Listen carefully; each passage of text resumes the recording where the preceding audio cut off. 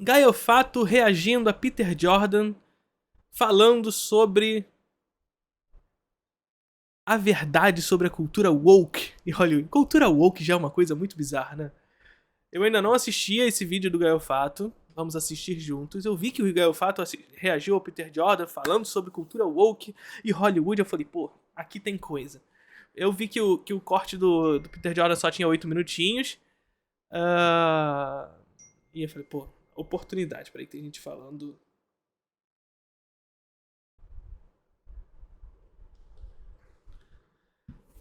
Vamos lá.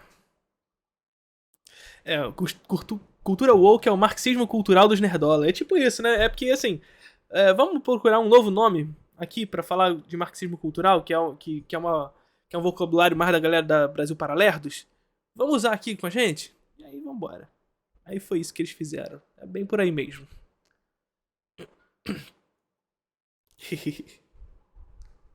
Então vamos começar. É a cultura da lacração, né? Que achar que tudo é lacração. Vamos ver até onde vai isso aqui. Vamos ver. Peter Jordan conta a verdade sobre a cultura woke e Hollywood. Para quem não sabe, cultura woke é aquilo que essa galera da direita fala que é a inserção de mulheres, pessoas pretas, LGBT, blá blá blá blá blá. Cadê aqui, ó? Deixa eu por aqui a definição rápida para esse público, já que, né, a gente tem Som que ler. do vídeo do Gaiofato tá bom pra porque vocês? o termo gera uma batalha cultural e política nos Estados Unidos. O termo ressurgiu na última década com o movimento Black Lives Matter, criado para denunciar a brutalidade policial contra as pessoas afrodescendentes. Mas dessa vez se espalhou para dentro da comunidade negra e passou a ser empregado com significado mais amplo. Ser woke é estar consciente sobre temas sociais e políticos, especialmente o racismo. A direita utiliza. Essa palavra é frequentemente empregada com desaprovação por pessoas que pensam que outros se incomodam muito facilmente com esses assuntos, ou falam demais sobre eles sem promover nenhuma mudança. Ou seja, para algumas pessoas, ser woke é ter consciência social e racial, questionando paradigmas e normas opressores historicamente impostos pela sociedade. Já para outros, o termo descreve hipócritas que acreditam que são moralmente superiores e querem impor suas ideias progressistas sobre os demais. E aí é toda essa turma, né? Contra a liberdade de expressão, né? Não sei o que, monarca, essa turma toda. Vamos ver, né? Como a cultura de ser contra o racismo, o machismo, a LGBTfobia se relaciona com Hollywood. Vamos ver. Como você vê essa cultura woke e lacração nos filmes atuais? Cara, porque eu quero falar aqui que eu amo o meme. Bom mesmo era na época daquele filme, né? O Nascimento de uma Nação. O filme que basicamente lançou a Ku Klux Klan. Da crítica do Shazam. Não só o filme que lançou a Ku Klux Klan, e é importante que se diga isso, é que, assim, na história do cinema, a gente sempre precisa lembrar desse filme como um dos pioneiros na consolidação de uma linguagem narrativa clássica e tudo mais, mas sempre fazendo esse tipo de adendo com relação ao filme. Mas mais importante do que isso é saber também que tematicamente o filme historicamente influenciou a produção hollywoodiana. Então aquela história, por mais que os filmes que venham subsequentemente não necessariamente façam uma vanglorização da Ku Klux Klan, toda essa história da família tradicional, da defesa da família, do heroísmo em torno da família, é um modelo narrativo que vai ser catapultado pro Nascimento de uma Nação e que vai ser jogado para a história do cinema hollywoodiano, inclusive em diretores super aclamados atualmente, como Spielberg, por exemplo, né? E aqui isso não é uma crítica explícita ao Spielberg, mas compreender que um filme como O Nascimento de uma Nação influencia a história do cinema não só pelo seu valor técnico, mas também pela sua temática. E aí a gente tem que compreender as problemáticas que estão inseridas dentro disso também. Compreender que, assim como demonstra O Nascimento de uma Nação que o Ku Klux Klan foi uma importante ferramenta da consolidação da ideia da nação norte-americana, isso está também presente nos filmes norte-americanos dali por diante. E aí compreender como a Ku Klux Klan e essa construção do imaginário social estadunidense está inserido no contexto temático dos filmes dali por diante. Isso é importante se reparar. 9,5. Porra, cara, como eu gosto. Muito sangue, zero lacração. Porra, Zero lacração. Então, adoro. Não, hoje o Miguel do ele postou lá. Como é que é? Ele postou de algum filme. Do Guardiões. Esse filme não sei o que, é muito bom. Eu botei lá, nota 9,5. Vocês sabem o porquê. Foi muito bom. engraçadão, né? Mas esse apego por notas que essa galera tem é justificável na medida em que a gente compreende que essas pessoas não têm ideia nenhuma sobre os filmes. Elas não conseguem formular ideias, textualmente as suas ideias, textualmente, ou até mesmo discutir essas ideias, quando eu digo textualmente é nesse sentido. E aí, claro, o artifício da nota, que é a superficialização do debate teórico, da linguagem, inclusive do debate dialético sobre os filmes, é apagado. Porque é só você botar uma nota e botar 9,5, porque esse 0,5 foi um erro do filme, tem aquele caça-erro, né? Então, eu tiro esse 0,5 por causa da lacração ali e eu não consigo discutir ideias sobre o filme, beleza. Esse apego às notas, esse apego às estrelas que a gente tava falando agora há pouco. Pô, fora isso, né? 9,5. Por quê? Porque o filme apresenta uma questão social. Cara, vamos voltar um pouco à fita. E, gente, vamos lá, de novo, né? Filme de bonequinho. A porra do bonequinho não existe. Cara, isso é interessante, você falar desse assunto aí. Assim, quando não tinha muito essa vibe da agenda woke... Ou seja, né, quando o mundo era um poço ainda maior de racismo, de machismo, de misoginia, né, de violência. Aconteceu de surgir... Não só isso que o Gustavo fala, mas é essa perspectiva do conservador, do reacionário, de voltar para o tempo onde as coisas eram realmente boas. E aí você volta, dá 10 passinhos para trás, volta 10 anos, 20 anos, 30 anos, seja quantos anos esse conservador queira, e você vai ver que nada disso está presente, saca? Nada dessas ideias do verdadeiro, do quando as coisas eram boas de verdade, muito pelo contrário, o que existia, na verdade, era isso que o Guilherme estava falando, quando as coisas eram ainda piores. Opa, sempre acontece isso, vambora. Muitos, me diz tudo errado, ok? Aconteceu de surgir muitos influenciadores. Perfeitamente, é aquilo que eu frequentemente falo com vocês, que é a tal da pulsão de morte, né? Que é esse lugar que o conservador, o reacionário, mas também as relações inconscientes que o Freud vai ditar pra gente, mas que o conservador adota no seu âmbito social, que é esse lugar de antes era melhor, antes era melhor, antes era melhor. E aí esse mal-estar da sociedade, quando a gente vai ver, na verdade era um tempo onde a gente nem mesmo existia. Ou seja, quando estávamos mortos. Quando não estávamos aqui. Certo? Então, é isso. O conservador, o reacionário vai sempre atrás. E esse atrás é sempre uma ideia. É sempre um idealismo. E como idealismo, como todo idealismo, só vive no mundo da ideia. Não se confere na realidade material. De cultura pop que militavam pra agenda woke. Inclusive, eu me lembro uma vez que... Militavam pra agenda woke. Imaginando, né? Agenda woke. Tá escrito woke. Tem um Wookie, tem um Chewbacca na agenda. Eu fui lá no Twitter e falei o seguinte, olha... É o caderninho do Death Note. Aí, de vez de Death Note tá escrito woke. A geral militando pelo caderninho da agenda woke. Aí você escreve no caderninho da agenda woke o que acontece. O que será que acontece? Aí também, né? Eu sou contra você misturar cultura pop com a militância. Claro, né? Não, claro, porque cultura pop não tem nada a ver com sociedade, não tem nada a ver com política, né? Não tem nada a ver, não. Inclusive, né, o Jornada nas Estrelas, o seriado, a primeira versão que foi gravado entre 67 e 69, ou 67 e 70, tem o primeiro beijo interracial da história. X-Men que fala sobre segregação racial. Não tem nada a ver, essas coisas não se misturam. Elas não se misturam. Porque acho que isso... Alguma coisa, falei que não acho positivo. Só que eu me expliquei errado, né? Eu não falei que eram os influenciadores que falam sobre cultura pop. Então deu a entender que eu tava falando de filmes. Não era de filmes. Aí muita gente rebateu. E os X-Men, o que tem? Mas não era isso que eu quis dizer.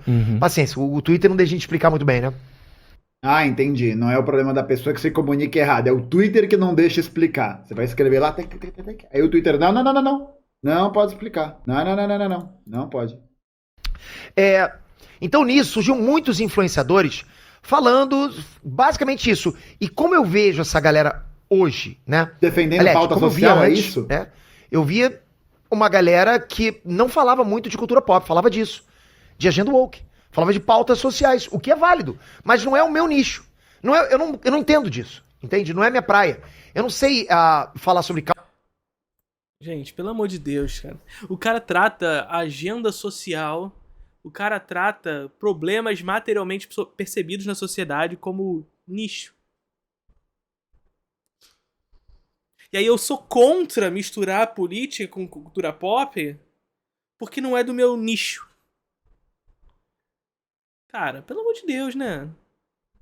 Pelo amor de Deus. Gente, é aquilo, a velha questão que eu sempre falo pra vocês. O cinema, os filmes, os produtos culturais não são descolados da realidade material. Não são descolados do mundo. Ainda que o cinema carregue consigo aquilo que eu já discuti em um vídeo com vocês, sobretudo aquele react que eu fiz à Pedagolítica, confiram esse vídeo, que tá muito legal. Ainda que o cinema tenha essa característica de conseguir criar uma ideia de mundo, criar o ideal de si, do próprio espectador, e, portanto, fazer com que o espectador se distancie do mundo real, se aliene do mundo para construir uma ideia de encantamento com aquilo, e a partir disso criar consumo novo e tudo mais, ainda que o cinema produza isso, esse encantamento, desse distanciamento, ainda assim ele não está descolado do mundo. Ele finge estar, mas ele não está, ele está ali, na materialidade, conjecturado com as realidades material de cada um de nós que experimentamos o cinema. Causas sociais. Não é. Eu sei que causas sociais devem ser abordadas, mas não deve ser foco. Entende? E. Que isso, cara? Não é questão de saber ou não, né? É aquilo que tá politicamente corrente em cada tempo, né? Pô, essa não é minha praia, né? Eu não sei falar sobre isso. Não, dá pra perceber, né? Dá pra ver, né? Dá pra notar aí com as posições e tal. Achar que cultura pop não se mistura de forma nenhuma com nenhuma forma de militância. Eu acho que a gente pode até pensar que existe, né? Uma problematização de como a indústria cultural transforma isso numa pauta desmobilizadora, Perfeito. né? Da classe trabalhadora e tudo mais. Tudo bem, a gente pode pensar por esse aspecto. Mas dizer que isso não tem um valor social, né? Que isso não faz parte do debate, Perfeito. 2 pontos aqui, tanto na fala do Peter quanto na fala do Gustavo. Primeiro, assim, eu até entendo discutir que as pautas sociais não devem ser prioritárias no discurso crítico, ou seja, no trabalho do crítico de cinema. Ou seja, significa dizer que a gente não deve levar em consideração as pautas quando está escrevendo? Muito pelo contrário. As nossas vivências, aquilo que a realidade material nos apresenta, aquilo que está colocado no mundo e que será apresentado no filme, faz parte do ato crítico. Entretanto, claro, se eu sou crítico de cinema, eu tenho que falar de cinema, e portanto da sua linguagem, da maneira como se comunica e tudo mais, e se utilizar desses artifícios próprios do cinema para falar de mundo, das nossas vivências e tudo mais. É claro que, portanto, se eu levo o meu texto crítico somente para uma análise social, eu não estou fazendo crítica, eu estou fazendo análise. Eu estou fazendo uma outra coisa que não uma crítica de cinema. Isso significa dizer, mais uma vez, que na crítica de cinema não cabe esse tipo de discurso enviesado, que repara e que leva em consideração as questões sociais. Muito pelo contrário. Na crítica deve estar inserido, claro, se você se considera dessa forma, e acredito eu a melhor maneira, porque é a que eu sigo, levar em consideração a sua realidade material e a realidade material que o mundo está cotidianamente impulsionando o próprio cinema e a sua realização. Então, o crítico ele deve falar de cinema, na sua perspectiva de linguagem e tudo mais, mas esses artifícios podem sim e devem, ao meu ver, estar conectados com a realidade material do crítico e do mundo em si.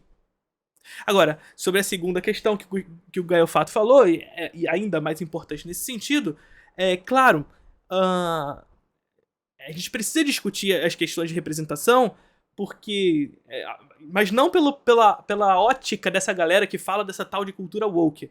Muito pelo contrário, é discutir como a indústria da cultura se aproveita das pautas sociais para vender. Em prol de uma construção de um padrão de gosto, de uma construção de uma demanda.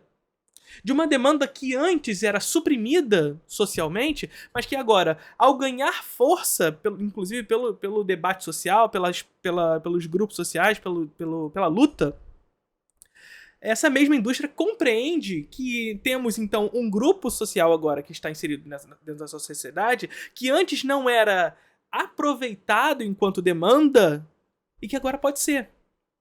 É o que a gente chama no capitalismo de quebra de barreira de acumulação. Um espaço onde eu não conseguia acumular, agora eu quebro essa barreira e passo a acumular também nesse espaço. Também nesse espaço.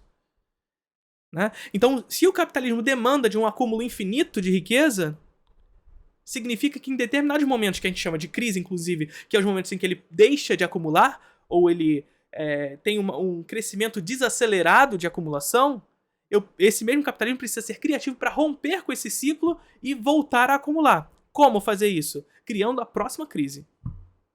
Criando a próxima crise. Né? Superando essa para criar a próxima. Por quê? Porque o capitalismo é a própria crise. Ele não vive de crise, ele é a crise. Né? Então a gente precisa discutir, sim, como essa indústria da cultura se aproveita dessas pautas sociais. Como essa cultura se aproveita dessas pautas sociais. E, ao discutir isso, discutir como nós, enquanto cinéfilos e enquanto apreciadores de cinema, lidamos com esse tipo de representação. Porque não basta a representação, não basta o tema. Não basta a representação e não basta o tema.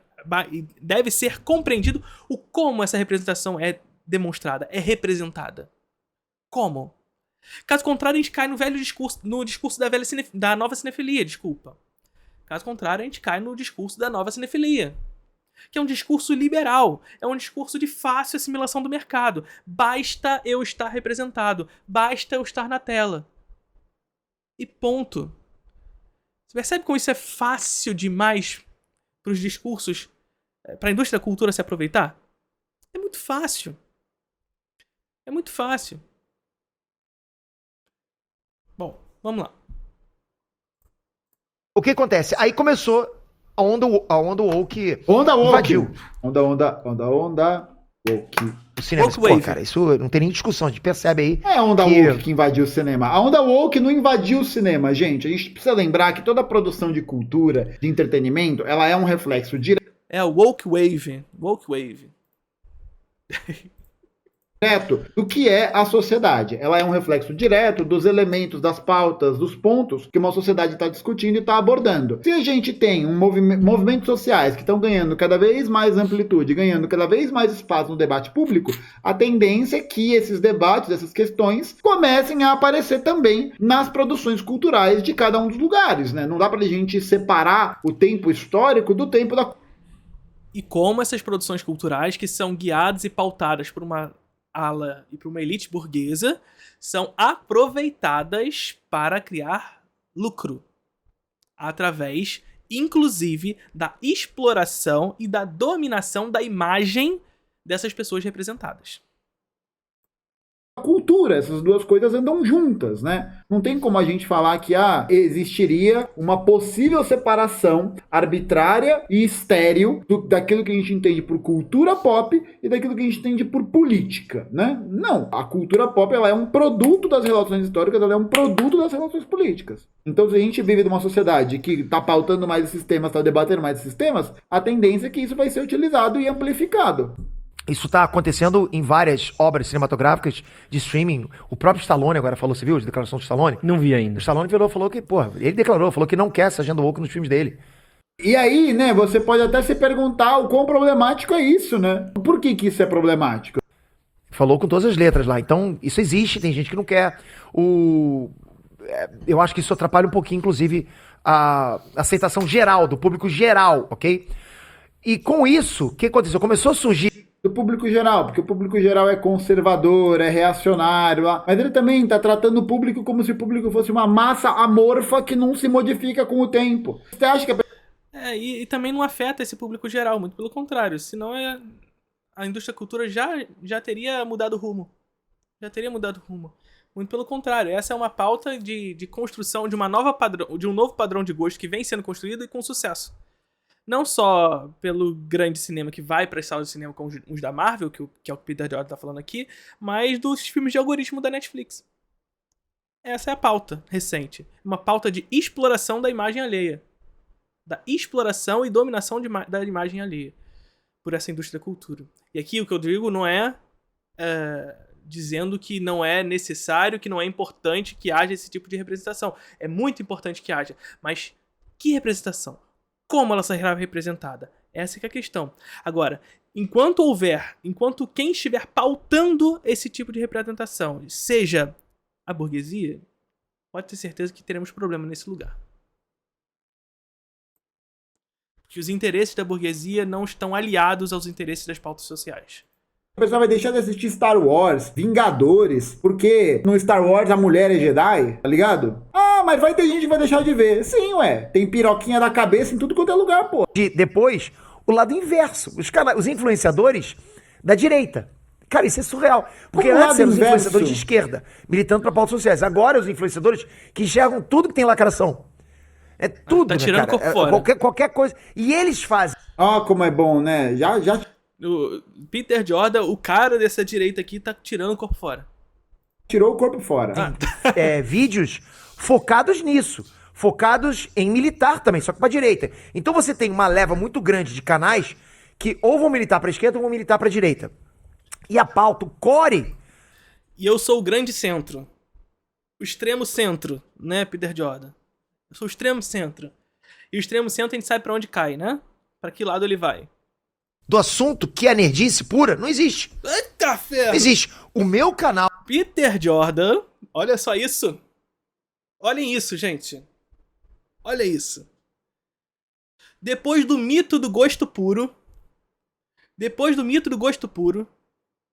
onde a indústria precisa fazer o que as pessoas gostam de assistir, como se existisse um gosto natural, Peter Jordan agora criou um novo conceito. O nerd puro. O nerd puro. Lindíssimo o nerd puro, né? Lindo, lindo. O nerd puro. Nerd puro é aquele nerd que não tem nada na cabeça. Não tem nem direita nem esquerda, é nada, sabe? O nerd puro. É nerdeza por natureza. Ele nasce nerd. E a nerdice cresce com ele. É uma loucura. É uma loucura. O Ei Nerd, cara, ele é focado nisso. Transcendental. Ele é focado em falar de pessoas. Quem vence, Goku ou Superman? É o que eu gosto. É momentos épicos dos quadrinhos, eu gosto disso. Eventualmente, eu sou obrigado a falar do que eu acho, principalmente quando no caso de She-Hulk. E aí aparece toda a groselha, né? O gimo. Porque ali foi totalmente pauta social. Então como é que eu vou analisar? Nem esquerda nem uma direita, série que de direita. basicamente era focada em pautas sociais. Aí eu sou obrigado a falar e eu falei, cara, não gostei. Então você tem... Não foi isso, né? Não foi isso, não gostei. Não foi isso, não foi isso. Atrelar a opinião pessoal, gostar ou não, se tem algum elemento desse trato social, beleza, você pode não gostar, né? Você pode achar que a agenda woke é uma merda, mas isso revela... Não, She-Hulk tem uma representação muito ruim, inclusive. Não é o caso do que o Peter Jordan tá falando, não. A crítica do Peter Jordan vai pra outro lugar, mas a representação em She-Hulk é muito ruim. Pra gente, que tipo de perspectiva ideológica e política você tem. Tem a cultura woke, cara, fazendo nascer novos influenciadores que deixaram um pouco a cultura Quais? Eu quero nomes na minha mesa, Gláucia. pop de lado e foram agradar a galera que querem ouvir esse tipo de coisa, ouvir esse tipo de assunto. E é interessante porque volta e meia você se depara com um tipo de comentário do tipo, o Peito se vendeu pra lacração. Parênteses aqui. Tem isso sim, tá? Eu vou até discordar um pouquinho do Gustavo aqui. Existe isso sim. E é aquilo que eu tava falando agora há pouco. É parte dessa nova cinefilia. Agora, essa nova cinefilia é de uma esquerda liberal. Saca? É essa esquerda que assume essas pautas de representatividade, mas assume essas pautas de representatividade dissociada de uma perspectiva de luta de classes. Saca? E, portanto, é aquilo que eu disse agora há pouco, basta eu estar representado, basta o tema e esquece a forma. Esquece a forma de dominação e de exploração daquela imagem. Saca? E aí quando você esquece isso e assume esse basta o tema, basta como estou sendo representado, é claro que isso vai ser facilmente assimilado por essa indústria da cultura. E aí, claro, consequentemente, uma série de reproduções dessa cultura através dos produtores de conteúdo. Isso existe de fato, sim, tá? Ou então ele é muito radical, Pedro Nerdola, ou seja, eles não se decidem, pode ver. Você pode ver que nos meus comentários tem. Ah, mas não é eles que tem que decidir, né? É isso que eu falo, gente. Meio que o que o público traz, Parênteses também, a gente rapidinho. aborda, pensa. Não porque o Peter Jordan também esteja falando isso que eu falei, tá bom? É o contrário, ele tá indo pra outro caminho. Ele tá dizendo que as pessoas falam e falam isso e logo temos que fazer um cinema puro, tá? Não é isso. A gente tem que buscar o enviesamento, sim. Agora, como esse enviesamento vai ser provocado? Essa que é a questão. O enviesamento político, né? Elabora, mas não dá pra ficar refém disso, né? Por exemplo, eu não costumo ver, eu nunca vejo opinião de outras pessoas antes das minhas. Eu tenho pavor de ser influenciável. Porque a gente pode ser. Porque se o cara falou pode ser legal, a gente acaba falando até no subconsciente. Então eu não vejo. Então eu vou lá, Ah, mas isso acontece com qualquer circunstância, né? assisti Prey e gostei. É, exatamente. Excelente comentário. Cultura woke é o marxismo cultural da galera, dos nerdola. Aí, o que vocês exatamente. É a mesma linha argumentativa. Vocês já tinham assistido ao vídeo, né? Eu gostei do Predador. E eu não tinha me ligado em nenhum momento que aquilo pudesse ser lacração. Nerd puro Porra, não dá. uma Índia ganhando do Predador? Porra, e daí? Ganhou com as mesmas armadilhas. Pô, o Danny Glover ganhou do Predador. Porra, Danny Glover. O Arnoldão ganhou com as mesmas armadilhas que a Índia. E eu achei legal. Aí depois o Pedro se vendeu pra lacração. E aí você vai nos comentários, por exemplo, dos canais de cultura pop que militam mais pra direita, né? Que falam mais da lacração, que são contra a lacração. Aí você vê os comentários. Eu assisti o Peter, mas depois que ele Sabe quem mais ganha do Predador? Qual o Caio de Arruda Miranda. falou bem de Prey, não dá mais. Ele se vendeu. Cara, não vendi. Eu simplesmente gostei do filme. Mas qual que você acha que é? Porque assim, eu gosto muito de cinema. E você também consome, gosta. E o cinema sempre foi muito palco pra gente. Eu gosto mais de quadrinhos, é o que eu mais gosto. Ah, de fazer. mesmo? É o que eu mais gosto. Ah, mas eu acho que os próprios quadrinhos também acabam Não, usando cara, um pouco disso, assim. De Tem gente também, mas você vê menos. A gente usar histórias pra falar do mundo, pra falar da nossa Sim, situação. sim. Qual que você acha que seria hoje pra você um filme que é um bom exemplo de falar de uma causa legal e ser um bom filme ao mesmo tempo? Lá Putz, vem. cara, Sem não sei se precisar eu vou conseguir ser woke. puxar na memória algum exemplo. Se você Putz, tiver algum aí, cara. me fala que eu... Não consigo pensar. Putz, cara, e agora? Me botou numa enrascada. Putz. Eu acabei de falar que não é por causa disso, mas. Putz. Como é que eu vou pensar?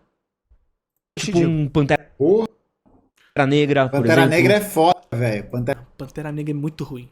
Desculpa, Gaiofato, mas é muito ruim. Pantera Negra é da hora. Não é X-Men. Não gostar de Pantera Negra é maluco, né? Não é Sou pra maluco, concordar então. com o T'Challa, né? Sou maluco, Gaiofato, sou maluco. X-Men é melhor, os da década de 2000. Não, porque não pode mesmo. O herói do Pantera Negra é o Killmonger. Ele é o herói do filme. Sim. E vocês sabem por quê. Vocês sabem por que o Killmonger é o herói do filme. Não é só porque é feito pelo gostoso do Michael B. Jordan. Não só por isso. Também por isso. Ah, Pantera Negra, cara... Aí, pronto. Pantera Negra foi um bom filme, mas eu acho que o melhor filme que tem... Como mais? Que vai colocar causas sociais, vai botar pautas sociais. Lá vem. Ou seja, vai abordar pautas sociais sem prejudicar a história. É aquele filme que você não percebe que tem pautas sociais, né? Ele qual é? passou a mensagem, só isso, entende? Eu penso... Ele passou a mensagem. O filme foi assim: meu filho, eis a mensagem da cultura woke aqui pra você. Exatamente, capaz de ele meter um Tropa de Elite. Brabo, essa aí foi brabo. Né? Pra mim, o melhor filme que não aborda questões sociais, nem é Tropa de Elite. Isso assim, é o meu jeito de pensar. Super Não tem imparcial. que chegar e falar, não, essa mulher... Gente, é o velho discurso que eu falo com vocês o tempo inteiro. O velho discurso da imparcialidade, que é o lugar onde o liberal gosta de atuar. É no imparcial, é no senso comum. E aí eu finjo o discurso da imparcialidade porque através da imparcialidade eu vendo aquilo como verdade. Porque eu não tô tendo enviesamento. Logo, eu não tô emitindo opinião. Se eu não tô emitindo opinião, eu tô emitindo fatos. E isso chega até o espectador dessa forma. É um fato. É um fato. Ponto. Saca? E é onde atua o liberal. O liberal atua no senso comum. Através da imparcialidade falsa, porque é uma impossibilidade material. aqui é a melhor mulher que existe, porque ela consegue fazer isso com os homens. sempre cai à O cara tem que direita. afirmar isso várias vezes. Por exemplo, Viúva Negra, você assistiu? Mas quê? O cara perguntou pra ele filmes que fazem bem a representação. E ele vai acabar de citar agora um filme que faz mal. Porque ele não sabe qual filme faz bem. Ele não consegue citar. Nossa, infelizmente. Felizmente assistiu? Infelizmente. Infelizmente? Horrível. Ah, você assistiu, tá? É. Cara, você se lembra do final do Pantera Negra? O cara batendo na mulher? Da Pantera Negra, desculpa. Do Viúva Negra? Sim, não, eu ri. Então, ali, o que eles quiseram? Eles quiseram empoderar a Viúva Negra. E no meu review, eu falei o seguinte, cara, se quiseram empoderar a Viúva Negra, não tinham que fazer ela apanhando na cara. Na minha visão. Enquanto isso, deixa Eu o falo, seu não sou sub aqui perito, mas embaixo, na minha gente. A pessoa acha que empoderar é Pra ajudar só o uma projeto coisa, Lives. né? Não, gente, socorro, velho. A Viúva Negra bate em todo mundo, né? Eu não tinha que fazer ela apanhando na cara. Tinha que fazer ela entrar e ganhar Eu não sou perito. Agora provou do o cara ponto. igual qualquer homem merece, casca grossa vence. Tinha que fazer ela dar tapa na cara do cara. Aí sim tu empodera. Mas não, mas veja bem, né, eu acho que até cria-se, né, um certo elemento simbólico, né, no filme, quando você retrata essa contradição. Ao mesmo tempo, é uma mulher que sente o sarrafo em todo mundo. Eu não vi Viúva Negra, então eu não sei qual é o contexto. Mas aí, numa outra situação, ela ainda sofre a violência estrutural da sociedade machista que ela tá inserida, não é? Tipo, qual que é o contexto dessa cena? Ela só tá apanhando de outro herói, é isso? Ela tá apanhando de um vilão? Ela tá... Existe um grande problema nessa fala do Peter Jordan que demonstra muito bem como a indústria da cultura não sabe lidar com personagens femininos até hoje.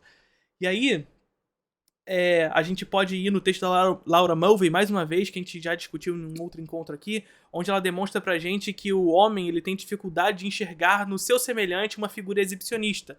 Ou seja, ele não consegue enxergar no seu semelhante essa figura que se exibe, que se exibe, né? E aí, pra corrigir esse problema, claro, ele transforma a figura feminina nessa figura exibicionista. Entretanto, ao botar a figura feminina como essa figura exibicionista, ele acaba ofertando a si também um outro problema, que é a ameaça de castração. Por quê? Porque o homem, ao enxergar a figura feminina, sobretudo uma figura feminina forte, ele sofre com essa ameaça de castração inconsciente, psicológica, que vem freudiana, né? Enfim, não vou entrar a fundo nessa perspectiva psicanalística, mas no texto da Laura Mulvey ela explica de maneira bem profunda essa questão. Senão a gente vai entrar num vídeo só sobre isso aqui. Em breve vai ter aula sobre isso no Introdução ao Cinema, então vocês vão poder saber lá se vocês quiserem fazer parte do Introdução ao Cinema. Mas enfim, então o homem ele é exposto a essa ameaça de castração. Então como é que ele corrige esse problema da ameaça de castração? Ele passa a representar a figura feminina sob uma condição fetichista, ou seja, que está ali para ser vista pelo olhar masculino, ou como uma figura que subverte o homem ao perigo e que precisa, ao final, ser punida. Ou uma figura que está ali postas ao olhar masculino para ser desmistificada. E ao final, ela será ou redimida ou punida. Ou seja, a figura feminina ela está sempre sendo posta ao olhar masculino sob uma condição específica a esse olhar.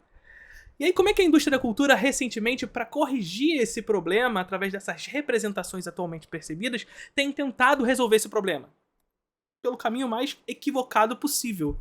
Ou seja, ao invés de tentar corrigir esse problema através de uma tentativa de oferecer o olhar para a personagem feminina, ou seja, deixar que o olhar seja masculino para a figura feminina, entregar esse olhar feminino para a obra, a indústria da cultura passa a dar para figuras femininas personagens que historicamente eram masculinos. Ou seja, não há um trabalho da indústria da cultura de construir o psicologismo e o olhar feminino. Como, por exemplo, faz a Céline Sciamma em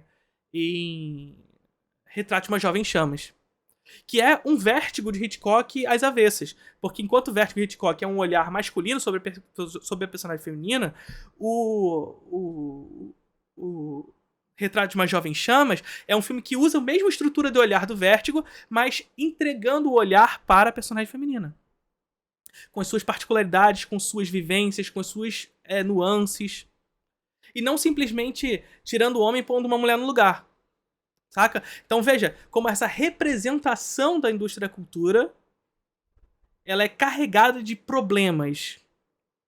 Que simplesmente faz essa substituição de papéis ali para resolver um problema pra, na verdade, ganhar dinheiro. Porque preciso resolver esse problema logo. Construir essa demanda logo.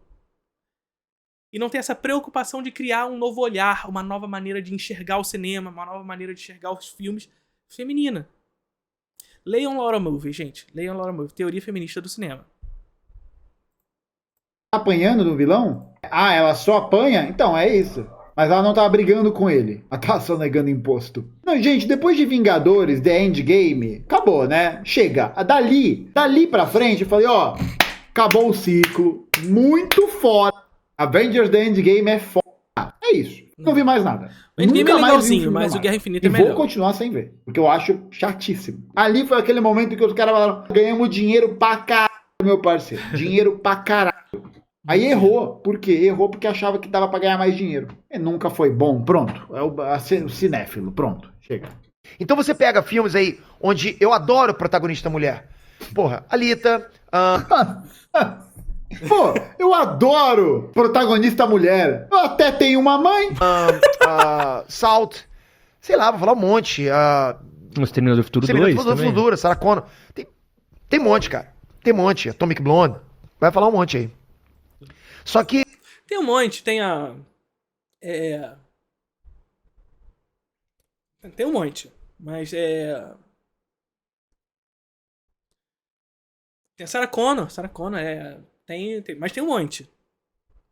Peraí que tem um monte. Tem um monte.